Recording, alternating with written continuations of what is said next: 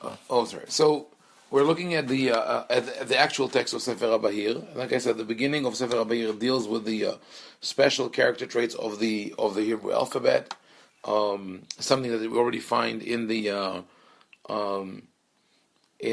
midrashic literature.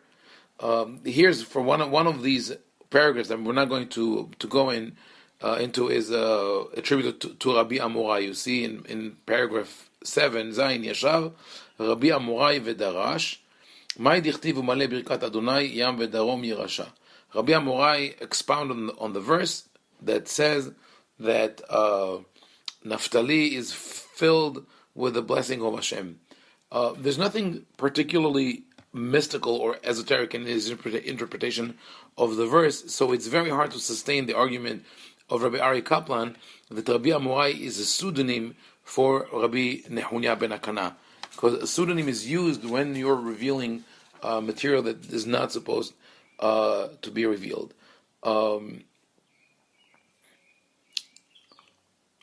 Here, just another example.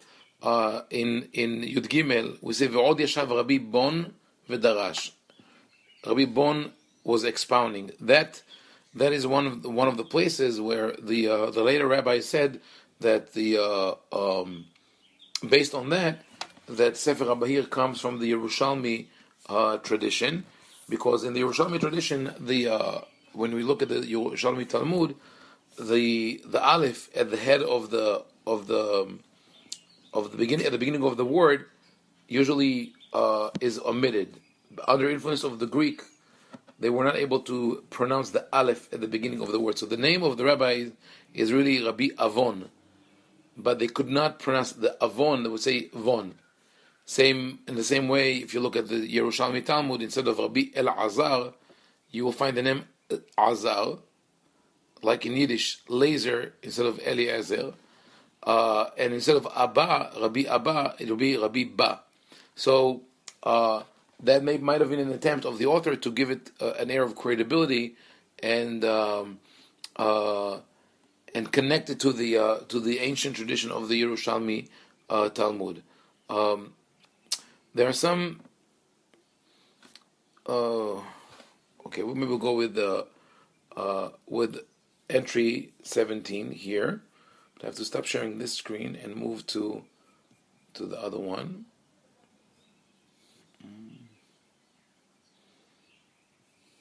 Oh, okay.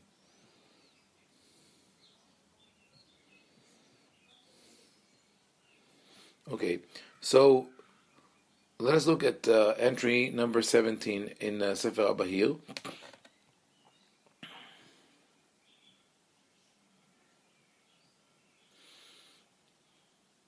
Okay, they speak about the Hebrew letters. Okay, so let us read this. Rabbi Amorai sat and expounded. Why is the letter Aleph at the beginning? Because it was before everything, even the Torah. Now, this builds off an ancient midrash. Not ancient, but earlier midrash, not ancient. That describes the letters coming to talk to God and ask Him to create the world with that letter or the other letter, and they all argue. They're starting from Tav and they go all the way back to Bet, and finally God decides to create the world with Bet without ever hearing the arguments of the Aleph. And then the Aleph says, what about? So God tells the Aleph, why did you not argue? Why did you not present your arguments? And the Aleph says, I'm only one. All the other letters are bigger than me. There are multiple numbers, and I'm only one. And God says, don't worry, I will give the Torah with you. And therefore, the Ten Commandments start with the letter Anochi. So obviously, this is just a decoration. I mean, it's an entertaining midrash meant to get people intrigued and think of the different usages of the letters and the words. Definitely not to be taken literally. Rabbi Avraham ibn Ezra, by the way, who was very much a rationalist and insisted on the simple interpretation of the text. 1 second. So as I said, this is the kind of midrash that is interesting, entertaining, but Rabbi Ibn Ezra is very upset with this particular one. In his introduction, Rabbi Ibn Ezra was most of his commentary is very heavily based on grammar, on the literal meaning of the text. He also argues with the Karaites and others. And no surprise, by the way, that most people do not study his commentary because it's too dry.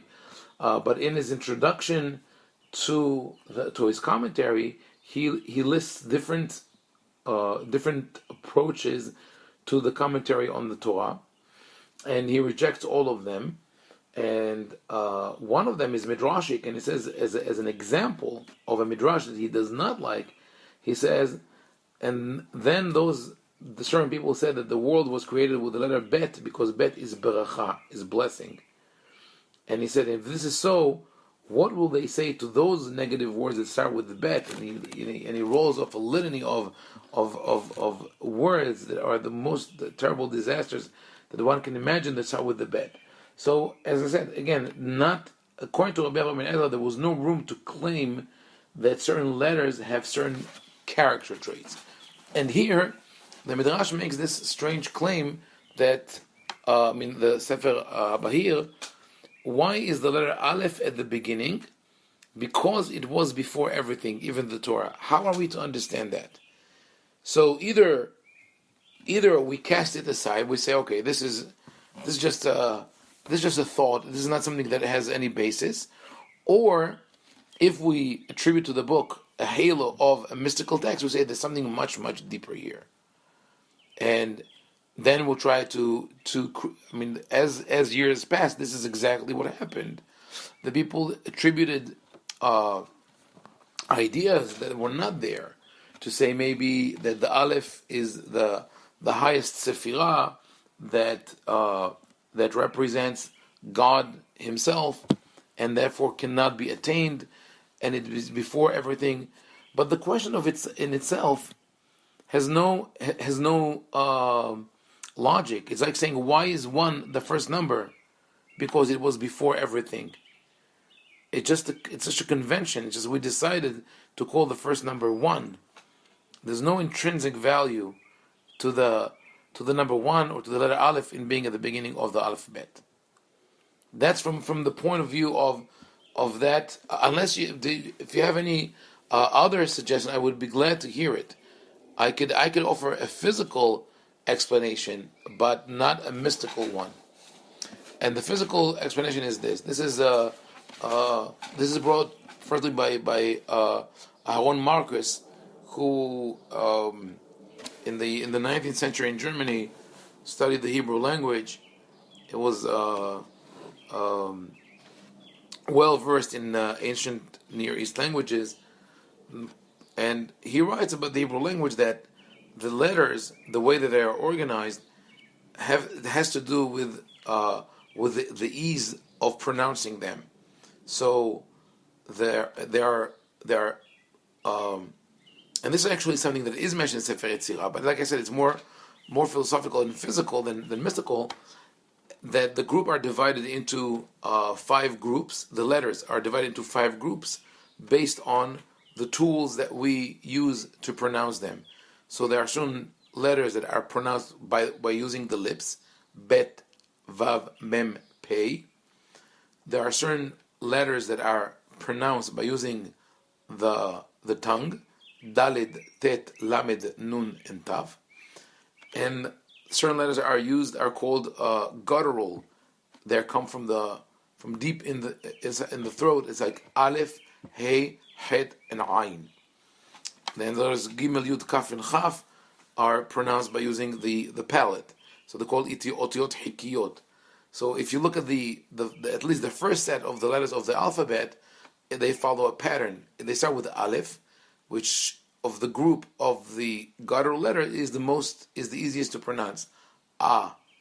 Then bet, which is of the group of the labial letters. Then gimel, which is pronounced with the palate. And then dalet, which is pronounced with the tongue. And then go back to hey, which is the next in the group of guttural letters, and is a little more difficult to pronounce than the Aleph. So that would make sense. But an argument of saying it is the first letter because it was even before the Torah, sort of saying that because the Torah starts with a bet, is a little difficult to contain. Why does bet follow it? Because it was first. Why does it have a tail? To point to the place from which it came. Some say from there the world is sustained. So I don't know that is the figure that they had in mind, the one that you see on the screen. I think the tail is not the tail of the Aleph. This is the tail of the bet, and it sort of points backwards to where it came from. Again, it's symbolism or imagery that is not easy to understand. Why is the Gimel third? It has 3 parts, teaching us that it bestows kindness, gomel.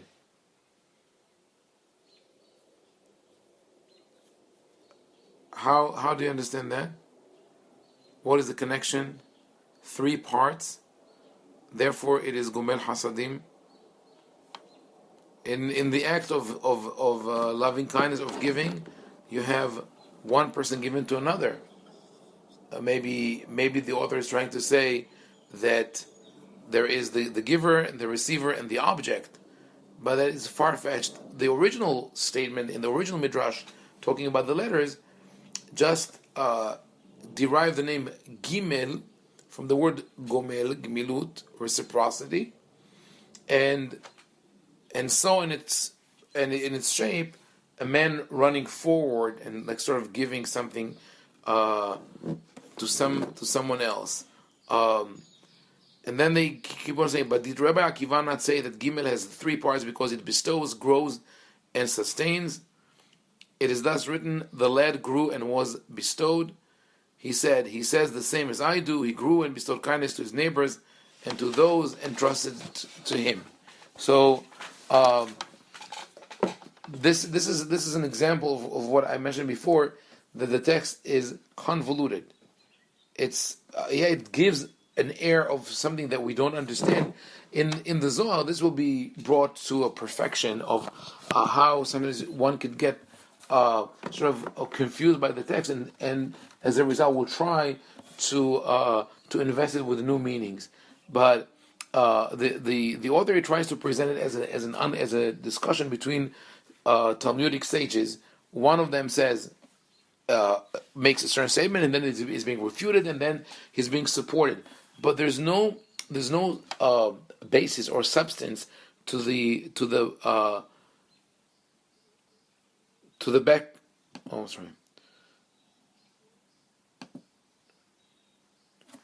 To where they're deriving the text from, back and forth. One second. So it is presented in the format of a Talmudic dispute, but we cannot really make out the beginning and the end of that dispute. What is it the first person says, and what is the other one refuting him with? It has 3 parts, because it bestows kindness. And then is refuted by saying that, but Rabbi Akiva said that Gimel has 3 parts because of something else. And he says, no, but bestowing is part of it. So that is one of the problems with the text of the Bahir. Let us go to another section here. 1 second. Sefer HaBahir.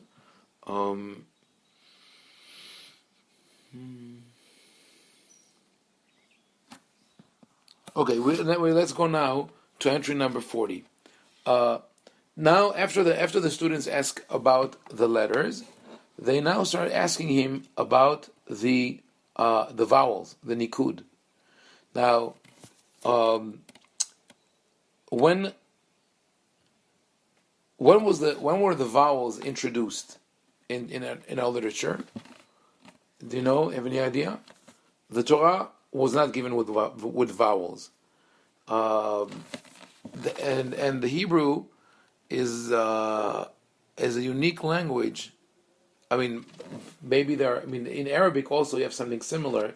Arabic has less vowels than Hebrew, and I assume there are several other languages like that.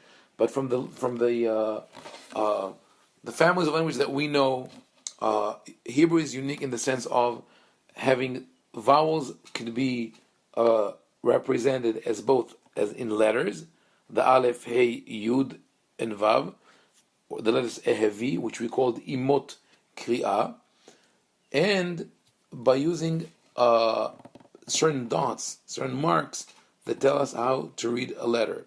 So it makes it difficult for people who are not native Hebrew speakers or not well versed in Hebrew, just as we saw in Sefer Yetzirah, where the author says that God created the world with 3 sefarim, and it's written Sefer, Sefer, V'Sefer, right? So if you don't know the Nekudot, you don't know what his meaning is. It could be Sefer, Sefer, Sfar, Sefer, Sipur. The Nekudot, the vowels were introduced in around the 7th century by two schools of grammarians. One is called Ben Asher, the other one Ben Naphtali, and already that tells us that Sefer HaBahir must have come from a later period, because you cannot talk about the vowels from a period before those vowels were introduced into the Hebrew literature. And there were actually 2 different schools debating how to place the or where to place the Nikudot. One of them was the Babylonian, the other one was called Nikud Tavrani from Tiberius, and eventually the system that we have today, the system that one was the one that places the vowels under the letters. Most of the vowels, except for the Holam, are under the letters. But in any case, the fact that they are now moving to talk about the vowels as having a mystical significance is intriguing. It shows us that they attribute it's an attempt to attribute mystical qualities to everything in the Hebrew language. So we moved from the midrashic literature that just spoke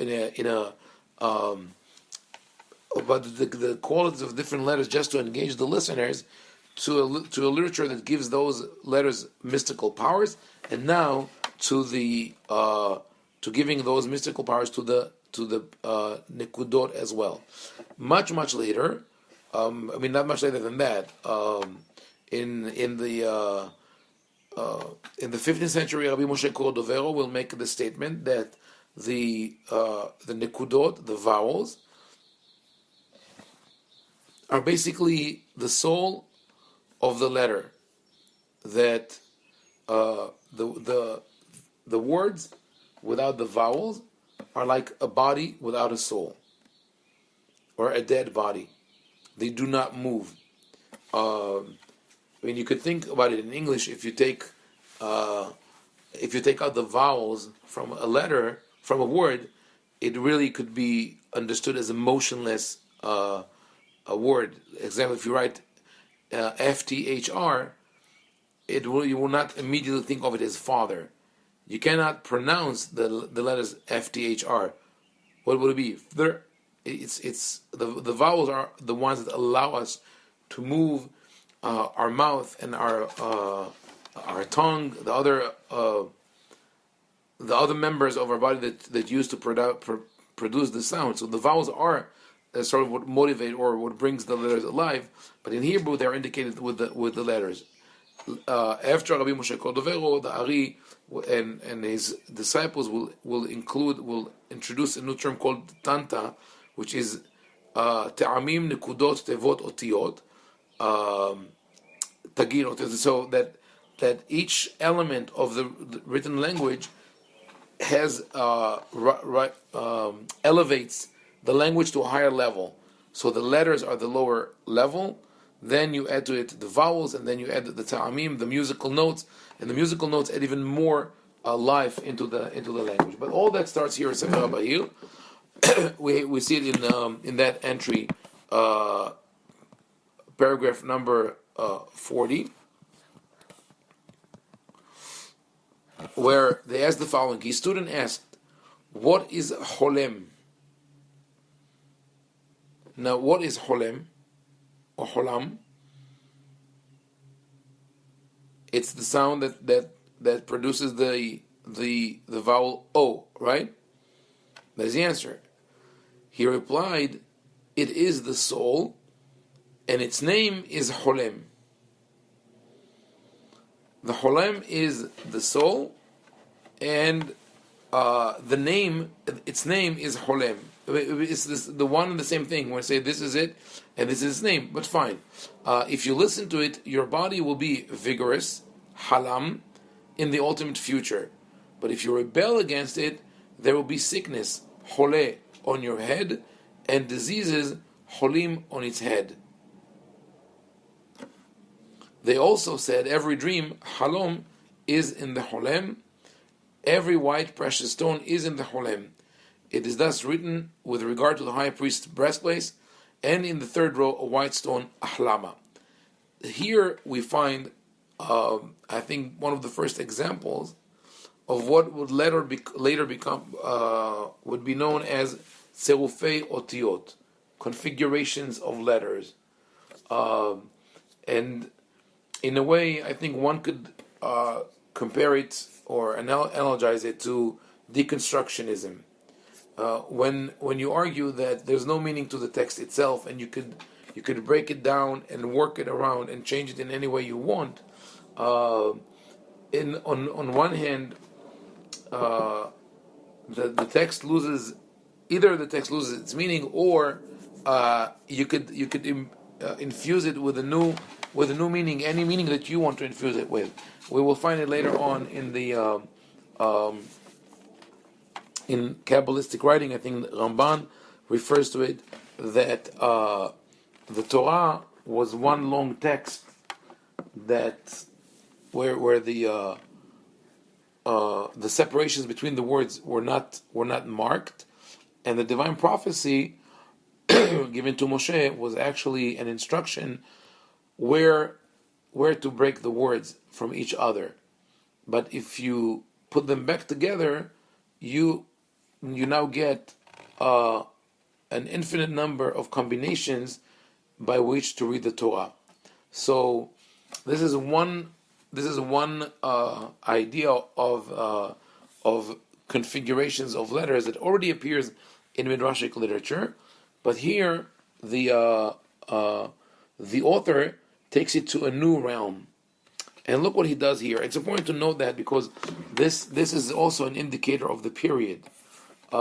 Here, what he does is basically identifying the what we call the root, the shoresh in Hebrew. And that must come after the work of the Spanish and the Moroccan grammarians. Because up until the we're talking maybe the 9th century, there was no understanding of Hebrew grammar. Of course, the rabbis dealt with lexicography, trying to understand the Hebrew of the Tanakh, to translate it, of course, to write commentary on it. Of course, they saw the similarity between different words and different between different structures of the language. But the ones who came and worked systematically on identifying Hebrew grammar and searching for the roots of the letters were in the 9th and 10th century Rav Saadia Gaon, Dunash ben Labrat, Menachem ben Saruk, and others who worked both in Morocco and in Spain and in Baghdad as well. And they laid the foundation for the understanding that there are roots in the Hebrew language. There was a debate whether the root has 2 letters or 3 letters. The early grammarians believed that the Hebrew root has 2 letters, and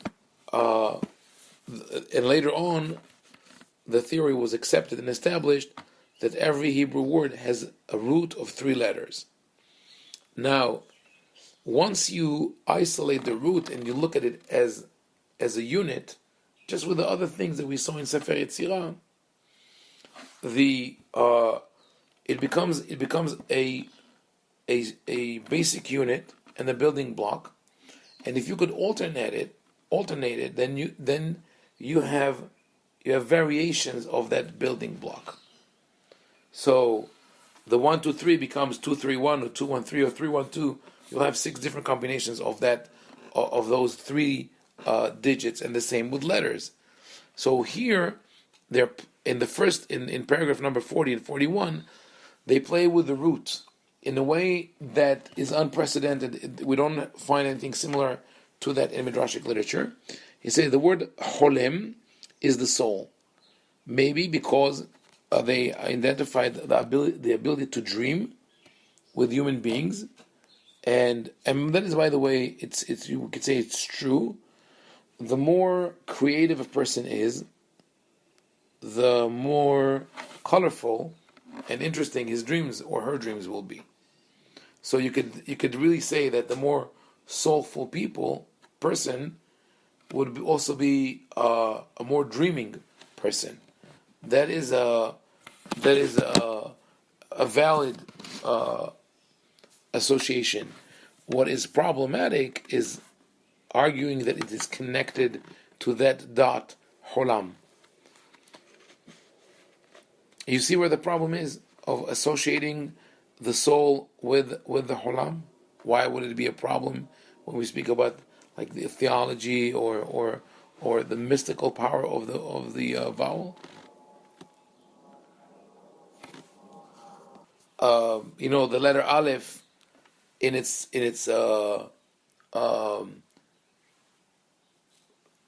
very simple original shape resembles the head of a bull or an ox, which in Hebrew is called Elef. The word Bet does resemble a bite. The word Dalet resembles a Dalet, and so on. So there is we can understand how symbolism is attached to letters. It's much more difficult to understand symbolism which is attached to vowels. That for sure were a human convention that was created much, much later, and they are so ubiquitous. If you look at any text, there will be definitely more vowels, more nekudot than any given letter. So how could you say that every time you hear the sound O, it's the soul? Every time you heard the sound E, right? It is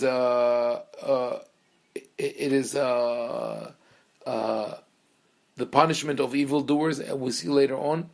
What is the connection? Unless we claim that we're talking about some breathing technique, that or E, there's a possibility.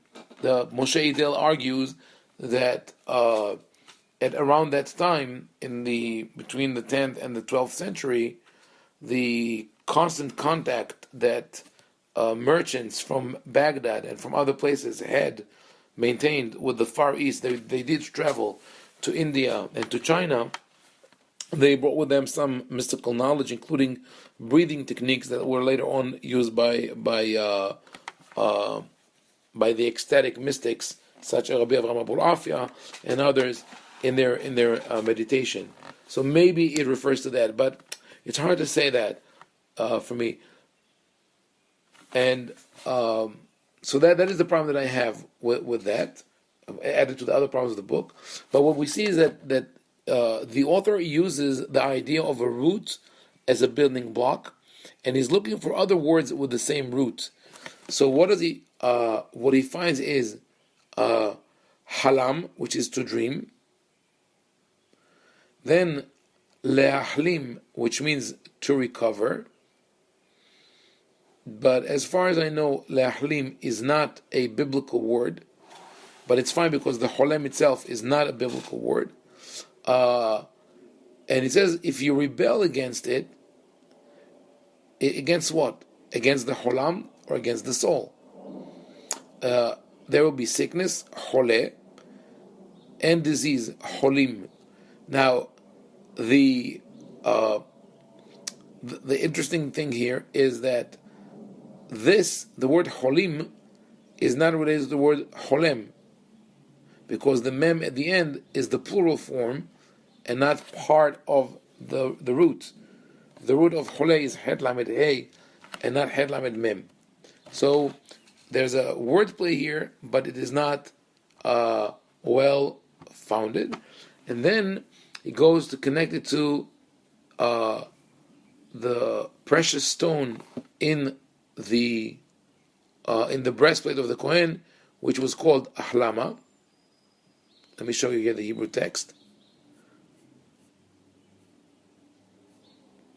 ועוד אמרו שכל חלום הוא בחולם וכל מרגלית לבנה הוא בחלום או בחולם דכתיב ואחלמה.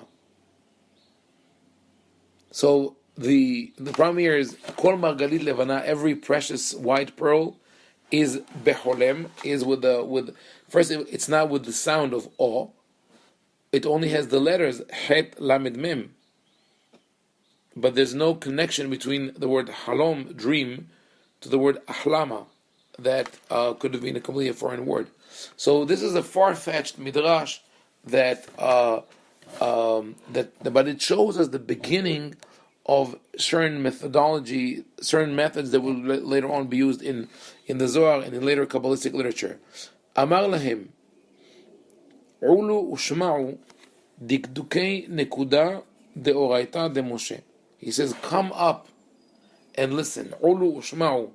This is another formula that is common in the Zohar, the formula of summoning, of the author summons his disciples, that it gives an air of an important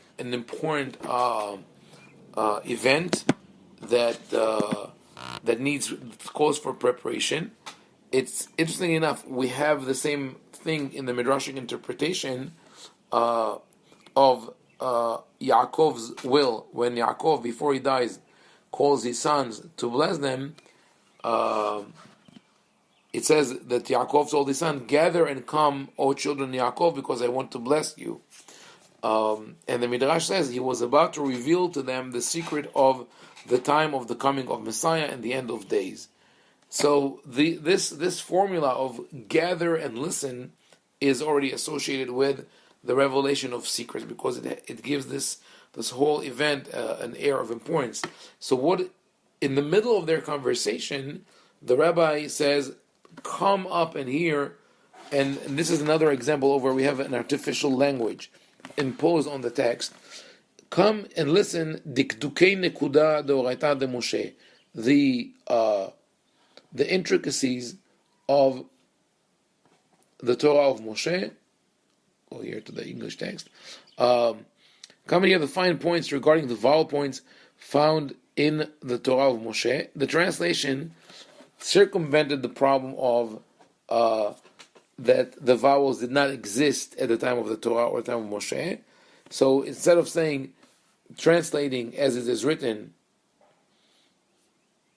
come and listen, the fine points delivered by Moshe, he translates, come and hear the fine points found in the Torah of Moshe. And now he sits and expounds. Hirik, now the sound of Hirik is E, right? Hates evildoers and punishes them. Its sides includes jealousy, hatred, and competition. It is thus written, he gnashes his teeth at them. Do not read horek, gnashes, but rohek, repels. And here we come to the configurations of words that are not satisfied only with the original form of the verb, but rather start changing the letters inside the word. And now, when you do that, you can launch a series of associations that is endless, especially in Hebrew. I've worked once on a manuscript, probably attributed to one of the students of Rabbeinu Bahaye from the 13th century, called Merkevet HaMishneh, where the author just went on and on freely with associations that have to do with the different forms of the Hebrew letters. So he would start for the word boker, which means morning, and then turn it to rakav, which means to rot in the grave, and then kever, which is grave, and karov, which is to come close, and then go back to boker, which is morning. But it says, but morning is all called shahar in Hebrew, and that could be reread as harash, to plow, and hashar, which is a cloud. So this is sort of where you go, like Carol mentioned before, when we speak about the power of the language. The language is unlimited in its ability to create new constructs and new terms and new language within the language. And this is the language of Kabbalah, that is a language within a language with its esoteric meanings. Sherry, you want to? Yes. No, I was just thinking that, whenever I think about analyzing this, it seems like there's no end to it. You know what I'm saying? You can take apart every vowel, every letter, and it just seems like it seems like there's just no end to it. Right. And I'm not sure there's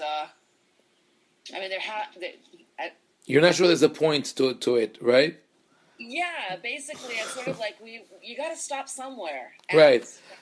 So, you're right. You're lost in it, and I feel like it's like, like you can't see the forest or the trees. It's like you're surrounded by trees, and then you'll never get out of it. Right. There's got to be something beyond that of value. Not that I'm saying that there's no value. I don't mean. I agree. No. I understand, but it's true. I think it's an interesting observation, and I think maybe that is when we speak about this kind of revolution or paradigm shift that happened at that time, maybe it does have to do with the new revelations of the grammarians when they looked into the language and they see the possibilities of how you could form verbs by using letters. That affected the esoteric knowledge. I mean, all these fields of knowledge were intertwined, interconnected, maybe, and. You see, interesting what you pointed out, Sherry. What you mentioned, Sherry, as the sense of being lost in a forest, right? That is exactly the sense that the Yordei Merkava, the seafarers, right, the throne farers, this is the sensation that they deliver: great fear, great almost terror. They're afraid to get lost in their own thoughts, right? And this you could do. This is interesting exercise of home philosophy or psychology, whatever you call it. You just sit on a chair in an empty room and repeat your name over and over and over and over again. And at a certain point, your name loses its meaning, and you say, "What is that name?" Or any word that you take. And think of that, and think of mantras, right? The mantras that people use in order to meditate, they repeat the same word over and over again, because it at a certain point it moves from meaningful to meaningless and back, and then they sort of are able to turn off the white noise in the back of their head and be immersed in their own universe. But you're right. This is what is done, and that's maybe the last example that I'll bring here from that type of literature, and we'll go to another, intriguing part of Sefer HaBahir. But I particularly wanted to show you these phrases because it sort of gives us an indication of the time and place. Could give us an indication of the time and place where it was written. So he plays with the word hirik. Hirik is horek alav shinav, gnashes its teeth. But he turns the word harak, to gnash your teeth in anger, to the word rahak, to be away from. And he says, rahak ela midot mimcha, v'yitrahak mimcha ara, v'kol sheken da'atov yidbak becha. If you drive away those evil character traits of jealousy and hatred and competition, evil will keep away from you. Then he takes the word harak, and he says, Al tikrei harak ela kerach. Don't read it as harak, to gnash, ela kerach, ice. Shekol makom shedavak harak nishar. What is that? how do we read this word? The translation here read it, look, whatever the hirik touches becomes ice. It is thus written and cleanses. That makes no sense, right? Even though we tend to think of maybe ice as clean and transparent, right? But how does ice? How does ice? Something turns to ice because it touches the hirik. Not only that, the next paragraph reads, "What is the indication that hirik has the connotation of burning?" Going back to the Hebrew text, look at this.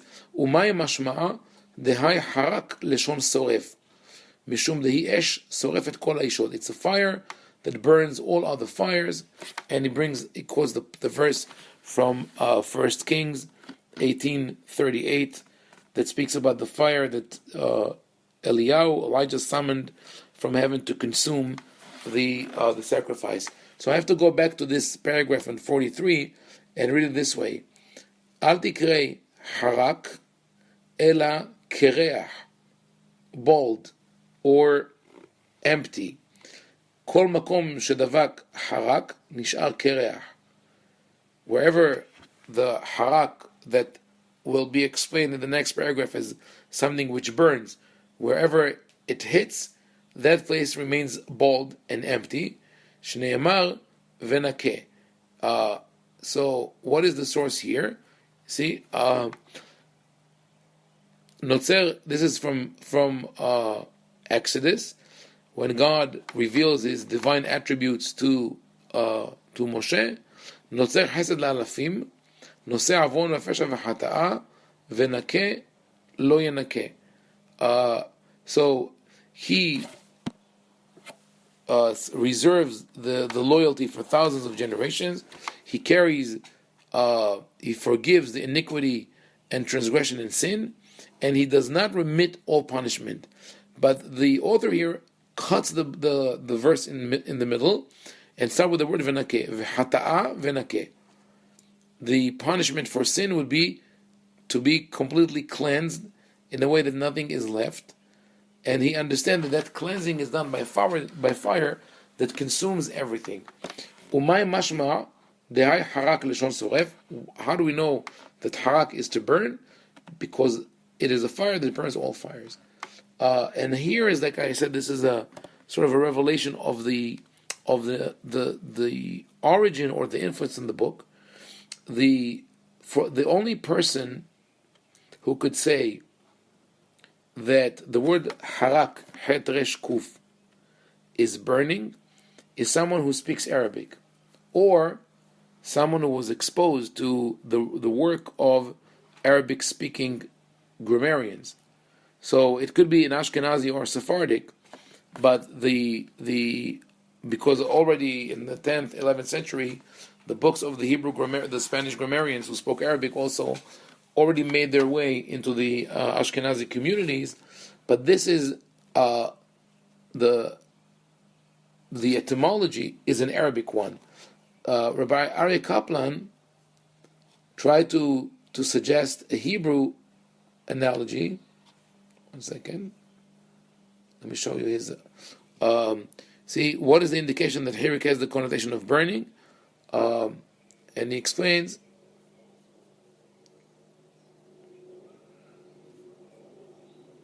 Where is it? That it's from the Hebrew word. Where is it?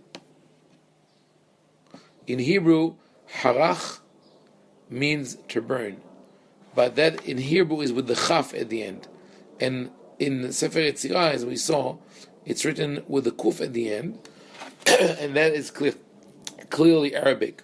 So what it means is that again pushes the time of the writing of Sefer Yetzirah, of Sefer HaBahir, to post-Islamic period, at least 7th century. We know that it's much later, but there's another proof that it cannot be as early as they attributed to the 1st and 2nd century. So let us stop here. We continue with some more paragraphs, and I think today we will conclude our review of Sefer HaBahir, and tomorrow we'll segue into the next work.